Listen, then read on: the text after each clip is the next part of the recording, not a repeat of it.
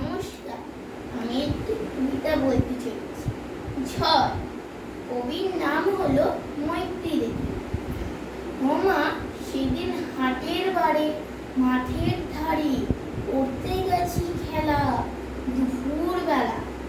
এমন সময় এলো মেলো কোথায় থেকে বাতাস এলো। হঠাৎ থেকে থেকে অন্ধকারে সমস্ত দিক কেমনে দিল থেকে। বললে ওরা ছুটে পালাই ঘর, ওই এসেছে ঝড়।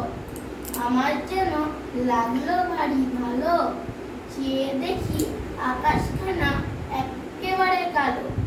কালো হলো বকুলতলা, কালো চাপার বন, কালো জলে দিয়ে পারি আসলো মাঝি তাড়াতাড়ি।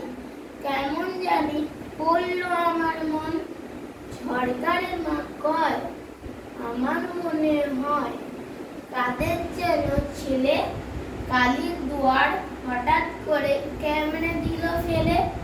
যেমন করে কালী আমি তোমার নিজের ওপর ঢালি, আসলো কমল ফট্টি মেলে ভীষণ দুয়ার আগুন জেলে।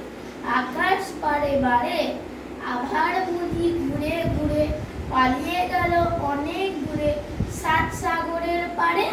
নমস্কার।